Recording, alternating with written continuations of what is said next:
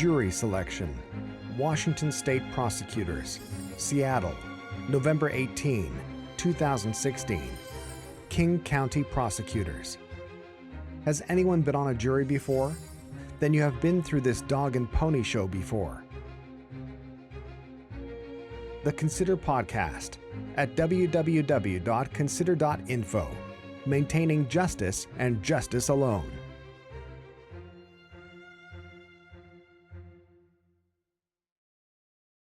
Nothing on the Consider Podcast should be taken as anti-government, anti-prosecutor, or anti-police. However, neither is the podcast pro-government, pro-police, or pro-prosecutor. All things legal on the Consider Podcast are measured by the maxim, follow justice and justice alone. God declared it, and the Bible recorded it, clearly, succinctly, and perfectly. Follow justice and justice alone. Deuteronomy 16, verse 20. Note this solid fact. Nothing on the Consider Podcast should be taken as legal advice. Desire legal advice? Pay a lawyer. The Consider Podcast at www.consider.info, where we examine today's events and tomorrow's realities with an opinion that comes from God's righteousness.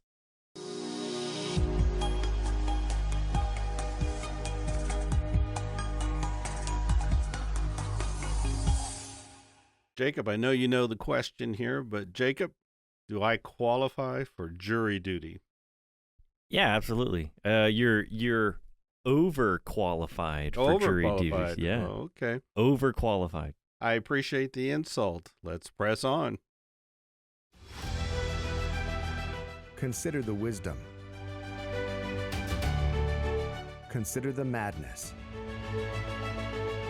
Consider the folly. Ecclesiastes 2:12. Then I turned my thoughts to consider wisdom, and also madness and folly. Today's events, tomorrow's realities, at www.consider.info. If we didn't know it already, King County prosecutors in Seattle, Washington, consider jury selection, the jury process, to be a dog and pony show. Now, we all kind of know that. I think the difference is we got them saying it exactly.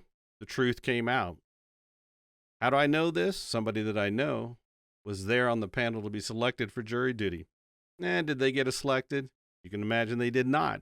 So I'm back to the other question. Now, Jacob, do I really qualify for jury duty? Oh, yeah, I think you qualify for jury duty. Right. So. Oh, well, okay. Well, you could rephrase the question like, would they consider you to qualify for jury duty? Because we know that you would get booted. You would not, if you showed up and they asked all their questions, you would not. Oh, yeah. It's an insult if they consider you worthy of jury duty because, well, have you ever heard any prosecutor, any policeman, any legislator go, we need to reform the jury process? No, I've never heard that. No, that's because they are extremely content. The whole jury selection is designed to manipulate, to move in such a way that fools, and I'm using fools in the sense of Proverbs, not in fools and looking down on, are the only ones selected for jury duty. They want the most emotional. You're not even allowed to take notes during a trial, are you? So you're supposed to just sit there and kind of soak it in. They reduce you down to emotion. Now, do juries always get it wrong? Yeah, they always do, because usually they're right for the wrong reasons. And we're not going to examine all of the different aspects of jury duty and how that comes out and what should be happening. That's not the point today. Really, the point today is that you have, among the prosecutor class, they really look down on you with contempt. They will flatter you and tell you, oh, you've been chosen, you got selected, the responsibility is on you, right, Jacob? Correct. Well, that's the point. They're flattering. Like, I'd be sitting there in the jury booth, and I've got some prosecutor who doesn't know me, and he's sitting there saying, oh, yeah, you've been selected if you're on here and the responsibility is yours. We want justice to be done. Like, I'm going to believe what he tells me. I'm not that simple. No. In fact, people should put signs in their yard that say, not qualify for jury duty, because that's quite a boast. If you actually make it through to that process, you have to understand you made it through the system that is designed to weed out the smartest people in the land, certainly those that would understand justice. Let's go to Micah chapter 3, verse 9. For one thing, what the prosecutor class does, and when I say prosecutor class, I mean the judges, the bailiffs, I mean everybody in there. It's all designed by the state to silence those who would put up a defense. Do we not realize that once you're accused of a crime, most judgments are resolved behind the scenes in darkness? They never make it to trial. Very few actually go to trial. That's behind the scenes. They can sit there and manipulate and talk and discuss. What's that called, Jacob? It's slipping my mind at the moment. What were they? Yeah. Plea deals. You mean plea deals? Plea deals. They're all making deals and settling. Well, they call it settling out of court because you didn't take it before a jury. You didn't take it, before the official judge or jury. Right, and it's so corrupt that they'll offer you a plea deal which is lesser than the full charge, right? Correct. And the only people offering the plea deals, of course, is the government, is the prosecutors. They're the ones who are coming against you and saying you're guilty of this. Sure. But we'll offer you a deal. I'm just, it only works one way. It's not like you can go to, you know what I mean? If the government's wronged you. Oh, yeah. It's the old, remember the old 1800s or 1600s when they would put people that were supposedly guilty and then they'd stack weights on them? Oh, sure, yeah. And if this happens, then you're guilty. You mean that? Yeah, and they slowly just crush you to death. Well, the same thing's happening today. Yeah, you're being crushed. You can go to trial. We're going to bankrupt you before you get there, as if you aren't already bankrupt just from the charges. Every manipulation to divide family and friends and neighbors that would support you, everything about the system is designed to crush you so that you can't put up a defense. If anybody believes that by the time, unless you've got millions of dollars, by the time you get into trial, you're so handicapped in defense, I'm not telling you people don't come out with guilty, but you are already crushed. Your life is ruined. Even if you go back to sue, it's going to take years, if not decades, to do that. And then very often the prosecution appeals. And I've never heard of a judge that increased the settlement. They always come in the favor of the state and keep reducing it. So the whole thing is designed to, once again, bring in people of the lowest ability to be able to discern what's going on. And then it's to put so much pressure on the person accused that they plea bargain their way out of the situation, which, by the way, means that your defense attorney is really working for the prosecution. They're not going to tell you that. Let me repeat that again. The reality is your defense attorney, I'm not telling you not to get one. I'm just telling you that they work for the prosecution. Because here's the deal. The vast majority of accusations, charges by prosecutor are settled in a plea deal. So a good lawyer, and I'm putting good lawyer in the sense of, is able to work out a plea deal, the best plea deal with the prosecution. So somebody that's accused of a crime is going to go to that attorney and he says, yeah, I'm able to work all these things out. Well, who's he really working for? He's not working for you because you're not going to go to trial. And if you ever do go to trial, usually you're out of money and then you've got to fire that attorney and get another one and so on and so forth. So what it amounts to is that your defense attorney success as a business person is hinged upon working out good plea deals. So you never want to push that prosecutor. You'll be put on a blacklist. They'll stop cooperating with you. They won't go for any of the deals you have. And then that will ruin your business on down the line. Does that make sense, Jacob? Yeah, it makes sense. Just take that knowledge with you if you're ever accused. That's really what's going on. Now, I'm not telling you, by all means, go get a defense attorney. That's not my point. My point is they're working for the prosecution and the state because that's where their money comes from. In Micah chapter 3, verse 9, we need to get to that. Jacob, why don't you read 9 through 11? Hear this, you leaders of the house of Jacob, you rulers of the house of Israel, who despise justice and distort all that is right, who build Zion with bloodshed and Jerusalem with wickedness. Her leaders judge for a bribe, her priests teach for a price, and her prophets tell fortunes for money. Yet they lean upon the Lord and say, Is not the Lord among us? No disaster will come upon us. That is a very fitting passage today. Let's back up. Verse 9. Hear this, you leaders, you prosecutors, you judges of the house of Jacob, you rulers of the house of Israel who despise justice. Think about a prosecutor. He's in front of a judge and it's jury selection and the defense attorney there and everybody's there. And he refers to everybody in open court. He says this is a dog and pony show. The prosecutor class is so arrogant. And in some ways, rightly so. They own the judges. They own the courtroom. They own the situation. Most people don't realize just how much abusive power they have on hand. For instance, you're charged of a crime.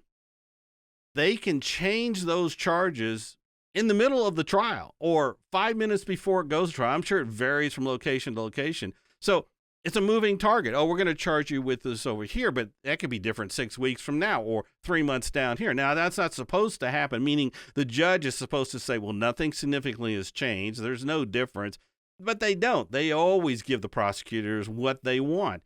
So it's an extortion. It's a despising of justice. It's really designed by the prosecutors just to crush you to a plea deal. And then if you go to court, so you don't accept the plea deal, what do they always do, Jacob? Every single time. If you decide you want some justice, you want an open courtroom, you want to present your case, you want the evidence out there for everybody to see, what did they do?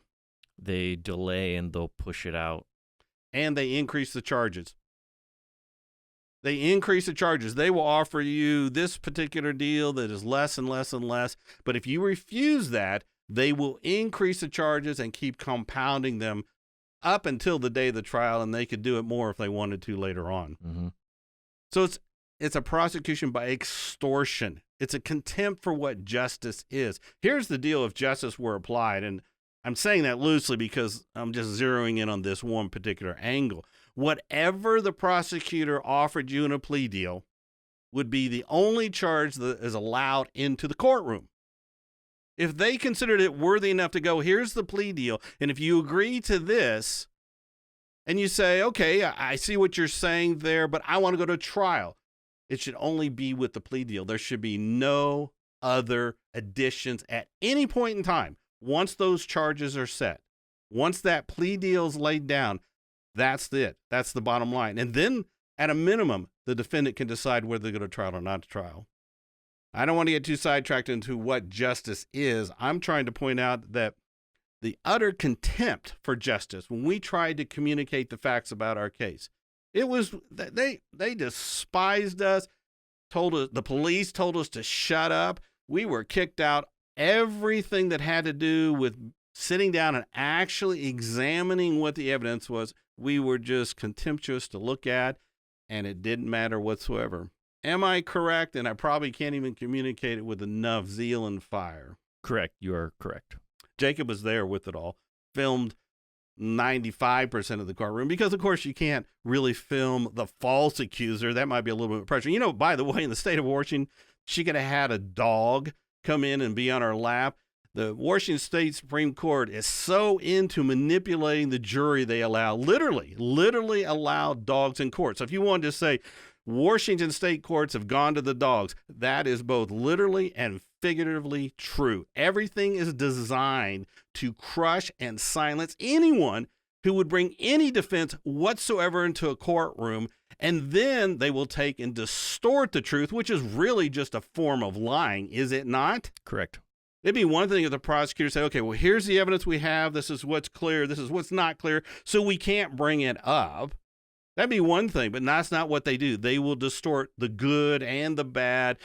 And so the truth is completely lost. It's not a trial, people. It is not a trial by truth and justice on any level. I've been researching this for many years now. I haven't found one single area that's not being manipulated by the prosecutor class in such a way that it distorts the truth and what's right and crushes the right of the person. They just despise justice. You are a tool. You don't realize they're playing you for fools.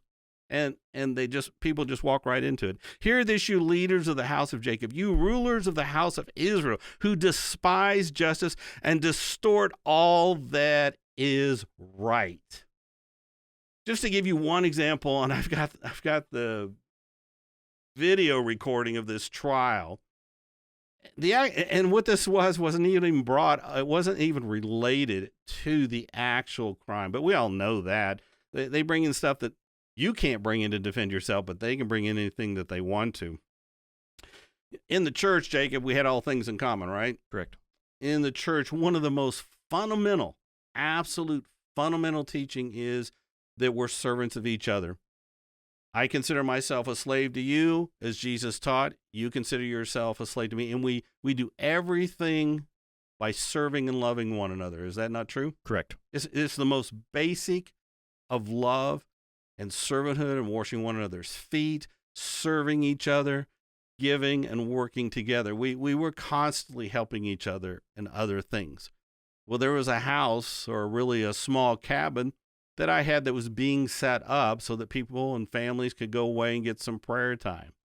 And in the middle of this trial, the King County prosecutors, while they brought in all the slanders, and by the way, understand this clearly, King County prosecutors never prosecute liars. I want to repeat that. Never prosecute liars on any level. It's an invitation for anybody to come and lie. And they've got nonprofit groups. They've got individuals that will manipulate that lie so that it fits very well with the narrative that's going on. The manipulation that's going on is by King County prosecutors, not by, and that's why they thought we were, because that's what they were doing. We don't, because we serve the living God. We seek to be holy. If we lie, we put our souls in the fire of hell. If you lie, if the prosecutors lie, they get promoted. They pat themselves on the back. And one of the head prosecutors in this case, considers himself and some others around him to be on a holy calling. Last time, I'm trying to contain something. The last time I checked in a casual reading of Scripture, who is it that is the father of lies, Jacob? Satan. That's without question. And yet, well, I guess if you believe the lie that you're with Jesus Christ, lying in a courtroom, that's going to be your God. That's what you're going to recognize, the language that is there. Anyway, back to the cabin thing. So everybody served everybody. So this prosecutor brought him and said, so did Mr. Williams pay you for your work? Oh, no, said the false accuser. Oh, no. The issue wasn't whether they were paid or not. That's not the environment of the church. That was a complete distortion and lie on every single level about what Sound Doctrine Church was and what I'm about. You who despise justice, Micah 3:9 says, and distort all that is right. King County prosecutors and prosecutors across this nation and the prosecutor class distort anything that's right while they hide evidence. How many times do you hear all the time, oh, there was evidence back here that showed they were innocent, but the prosecution didn't present it? Why? Because there's no consequences for the corruption of the prosecutors, and they do it. It's part of their job. That's what they think they're supposed to do, is corrupt the legal process so that even if you're accused, and that by laws that are so mountainous, nobody can keep up with them. If you're accused, they don't want you defending yourself. They think their job, their calling in life, their holy calling is to crush your ability to present a defense. And I'm just on the criminal court, let alone family court. Who builds Zion with bloodshed? Is not Seattle just reduced down to a constant warfare against each other?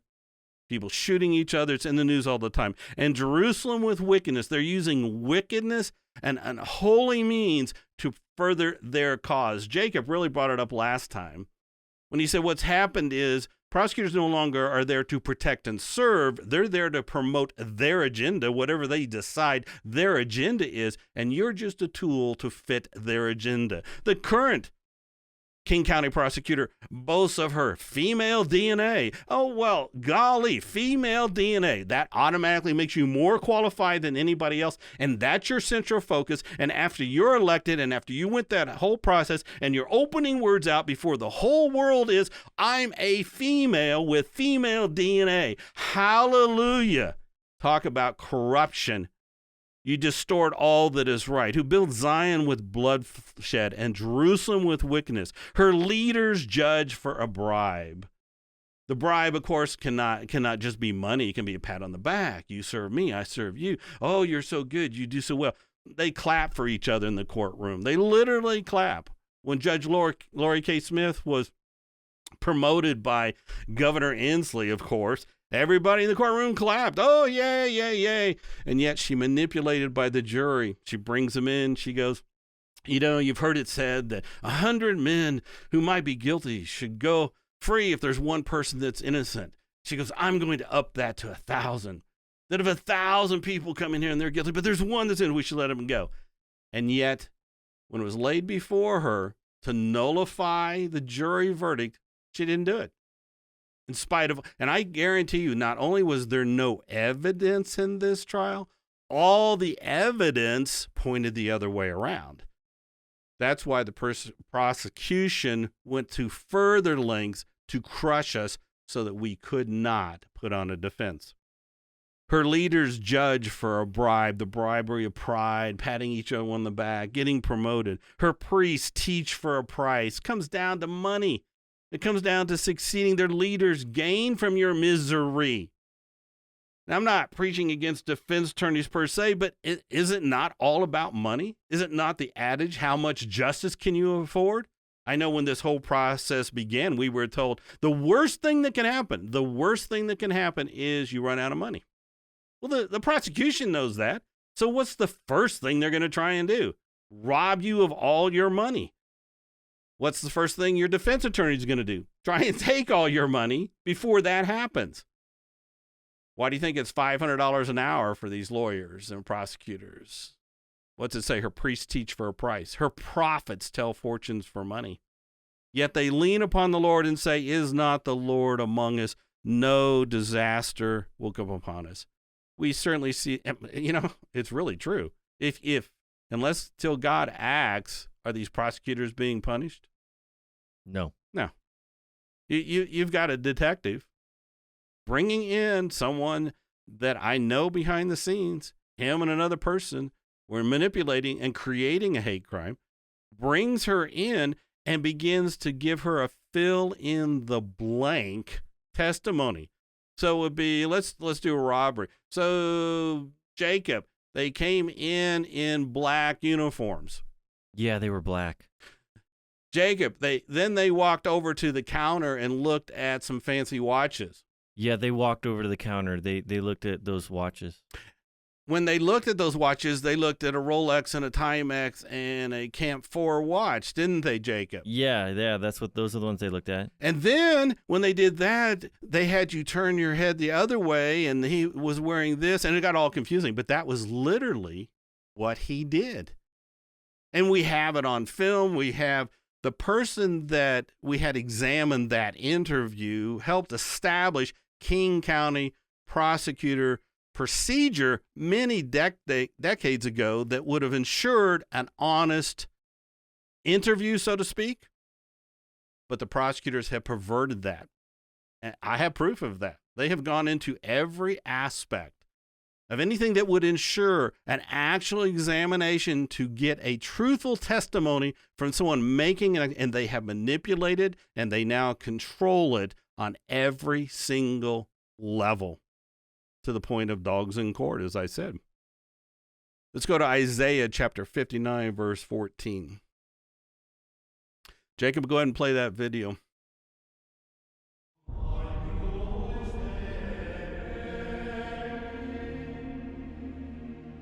Justice is driven back, and righteousness stands at a distance.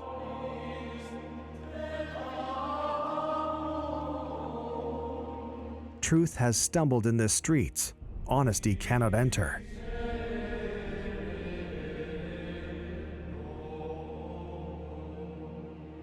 Truth is nowhere to be found.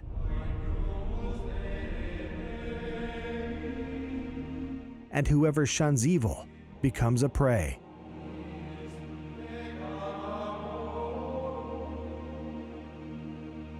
The Lord looked and was displeased that there was no justice. Isaiah 59:14-15. Isaiah 59:15 says, "Truth is nowhere to be found, and whoever shuns evil becomes a prey." Is it not very clear to everyone in the state of Washington and really around the country that anyone who actually attempts to shun evil, live a righteous life, pray, live humbly in the land, communicate what they believe, and share what those beliefs are the prey? That's what the state comes in and devours. Is that not true, Jake? Correct. And whoever shuns evil becomes a prey. Well, the police officer in the city of Enumclaw and those that were engaged in this hate crime knew that. So they knew exactly what to say. They knew what to orchestrate. They knew they could literally sit down with a false accuser, word for word, dictate that, and nobody was going to say anything. In fact, they all approved. It wasn't like King County prosecutors ever went, I think it's kind of a little suspicious that maybe there's a point. Why would you bring somebody in and do a word for word thing? And even when the judge, I forget her name at the moment, found him in misconduct, it was, well, he didn't do anything wrong. There's nothing really wrong. I mean, he was doing the best he could. He brings in a false accuser, step by step, fill in the blank, while the other person that's helping orchestrate the crime is outside, sitting in a car at the curb at the police station, leading them step by step. Oh, he was just doing the best he can. The best he can at what? Searching out the truth or setting up some people? That's what I know the answer to that. Truth is nowhere to be found. Let me tell you, what you read in the newspaper, if you lived in that town or anything, there was no truth in that. There was a lot of sly tricks done. The newspaper there that was in the town, the defense has the first 3 days to present their side of the situation before the trial takes place. Is that right, Jacob? Something like that. They got X amount of time. We didn't show up during that time. So that wasn't in the news. Then he was observed whenever the trial was going on and the defense was talking, he put his pen down and not record anything in his notes. So if you looked at his notes, it only looked like whatever the prosecution said was what was being said, and the defense had no answer. I'm just telling you, nowhere, whether it's newspaper, whether it's secular, whether it's into the church or whatever was going on, truth was nowhere to be found in this situation. The very makeup of the house, the very structure in the time period was proof it couldn't have happened. There wasn't any way. But aside from that fact, let's just give them, and I'm not going to go too far with that, benefit of the doubt. You mean to tell me King County prosecutors, the prosecutor class, had no qualms? No qualms. Okay, one or two. Probably the qualm was, well, I sure hope this doesn't hit the news. But they had no qualms in terms of honesty and truth that the cop might be setting people up. If this were a drug case, it would be planting drugs. And clearly King County prosecutors don't care. Well, they don't care about drug laws anyway, so what's the point on that point? Truth is nowhere to be found, and whoever shuns evil becomes a prey. The Lord looked and was displeased that there was no justice. Make no mistake about it. If you are called to jury duty or respond to jury duty, don't expect to find any justice in that situation. I'm not telling you what to do. I'm just making the point. It's nowhere to be found. Nowhere. You'd have to have some massive reforms before you could even start talking about that there would be a possibility of getting some justice into it. And prosecutors and the judges are not going to let that happen. They're not going to let that happen. In fact, getting a prosecutor reform is like casting out demons. They're only going to go out by force, and they're only going to be driven out by some other greater power, and they're only going to agree with you if they can gain some advantage. It's so distressing that you'll hear legislators saying this has been part of what's happened in Washington State. They're trying to devise some new laws and look at some things, right? And so they bring in the prosecutors to ask their opinion. And I'm thinking, that is the most biased, stupid thing you can do. What do you expect them to say? You could have a cardboard cutout of whatever the top prosecutor is, and it just repeat back, we need more money. We need more power. We need more money. We need more power. Safety. They just keep mocking back the same thing. Once you invite them, the whole situation is defiled. You need a people backing up and looking and examining, well, what is justice? What needs to happen in the courtroom? Where do we need to have some reforms? And the last people to ask would be the prosecutor class and the police. Isaiah 59:14. So justice is driven back. Isn't that what happened in Washington State? I mean, definitely across the country now, but back when we were there, what were the governing authorities doing? What was Inslee doing? What was Attorney General Bob Ferguson doing? They're pushing and driving back whatever is justice. And righteousness stands at a distance. So who's had to back up? It's the Christians. Who's had to back up in terms of their beliefs? Those who believe in righteousness. Who is it that has to keep backing up, shutting up, keeping quiet? Who's being kicked out of their jobs and nobody defends? It's those who what? Want some righteousness in their life. And so the church is being forced back and back. They better wake up, because there's some nasty things that have been laid down that are going to be set into motion in Washington State. God's going to use it to sift the church. And when I say wake up, I mean wake up spiritually. This is not a physical battle warfare where we pick up some type of weapon. This is a spiritual battle of the truth. So justice is driven back and righteousness stands at a distance. Truth has stumbled in the streets and it cannot enter. Woe unto King County prosecutors if they do not repent. Woe to those who call evil good and good evil, who put darkness for light and light for darkness, who put bitter for sweet and sweet for bitter. Isaiah 5:20. Woe to King County prosecutors of Seattle, Washington.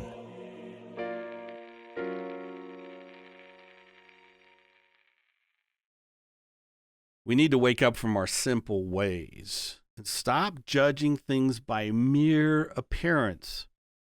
Again, that's what the state, the prosecutor class, they want you to do. They just want you to judge by mere appearance. Jacob, let's read John chapter 7, verse 24. As you go there, again, you can't take notes in a courtroom. Even dogs in court, look it up, in Washington State, are allowed in the courtroom to manipulate the jury. Don't buy into the rhetoric that, oh, it's to help the person to be able to testify and all that. And the Washington State Supreme Court has assured everybody that it won't influence the jury. I talk to these people that do the dogs in court, and they come back and go, well, the defense can choose to have a dog in court to help with their client.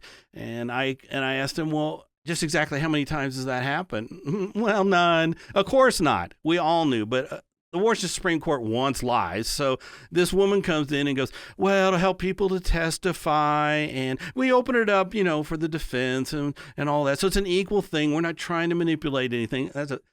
Of course they want the lies. That's what Washington State legal system operates, is on lies. And so the Washington Supreme Court said, oh, sure, dogs don't manipulate anybody, so you can bring them in the courtroom.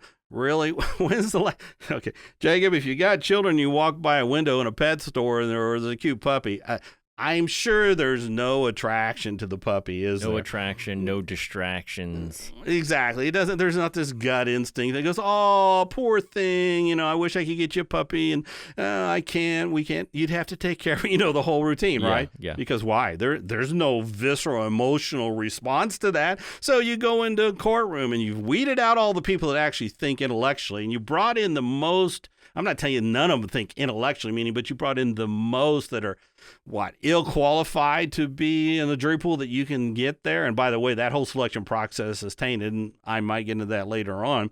So you bring in those people, and then you bring in a puppy dog for the poor person that claims that, oh, I've been abused or this has gone on. You can't cross-examine. You get to talk to them beforehand. It goes on and on. There is nothing about these things that are trials. So the next time you see a conviction about these things, you better hold it in the highest, the absolute highest suspicion, because the manipulation is massive. Even the nonprofits behind these testimonies, they always ask you, has anybody talked to you time, or have they prepared you for this? They are massively, massively manipulating these people to create accusations and to maybe even believe them, because they have all the tools on their side. Anyway, you can't take notes. Dogs allowed in court. So you're not allowed to really do anything as possible. And so you want if you're on the prosecution side, you want an emotional, like, baby talk or cry or this. It doesn't have anything to do with the facts. It has to do with, like, you're watching a movie and at the end of the movie, okay, yeah, they're guilty, and it's all fake. It's all for show. We have to stop judging things by mere appearance. John chapter 7, verse 24. Jacob, I'm going to let you read that again, or read it now. Stop judging by mere appearances and make a right judgment. A right judgment.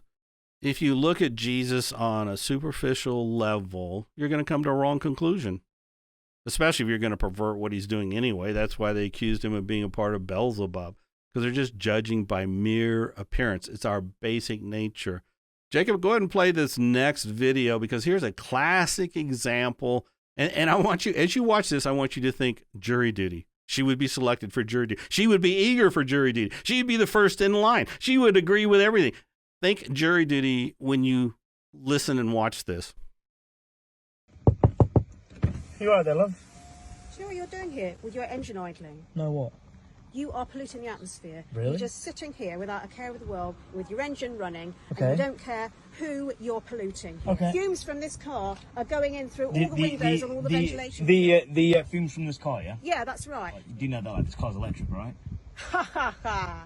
Yeah. You try and fob me off like that. No, it's I an won't fob electric anyone off. car, la-di-da-di-da, just to cover up your crimes. Because I What will be crimes? reporting this, you know. I've got your number Report me to plate. who?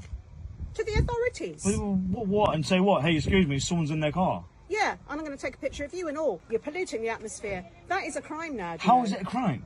Because you are sending untold, Untold? nasty emissions of poison all over this area. Thoughts, Jacob?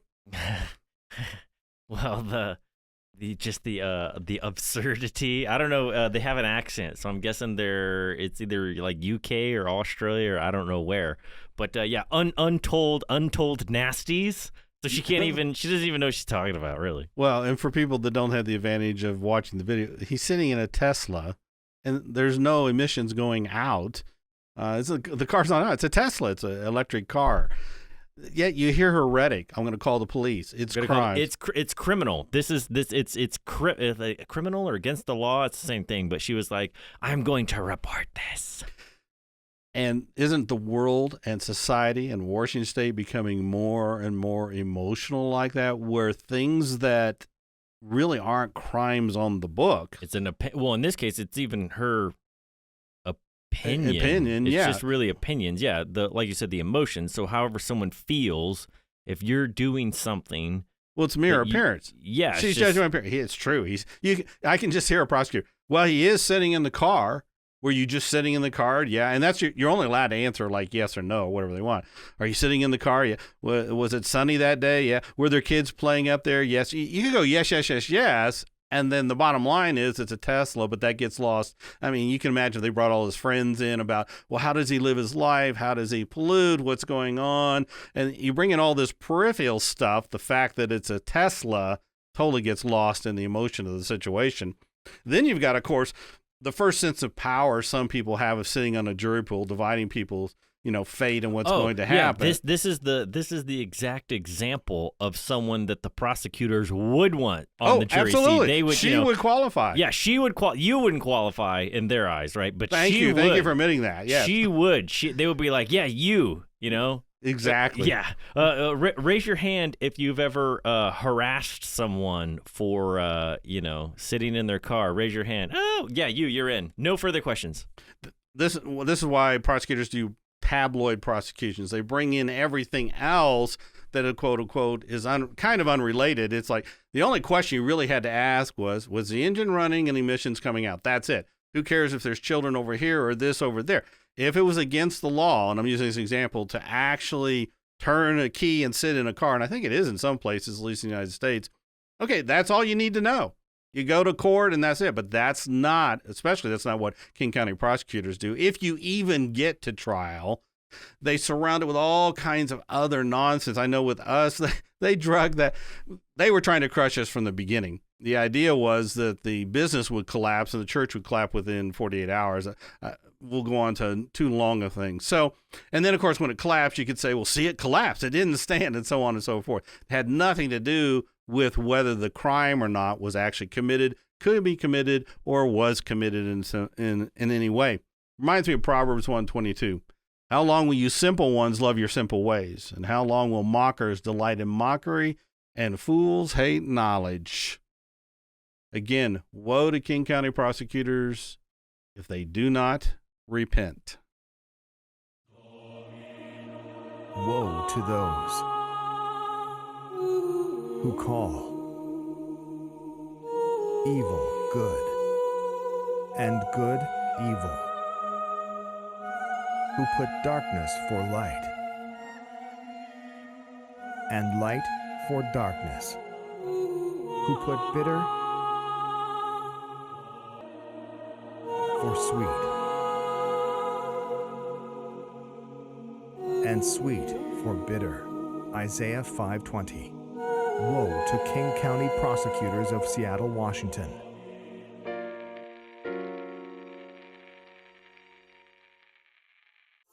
This has been the Consider Podcast at www.consider.info, where yesterday's folly is today's madness.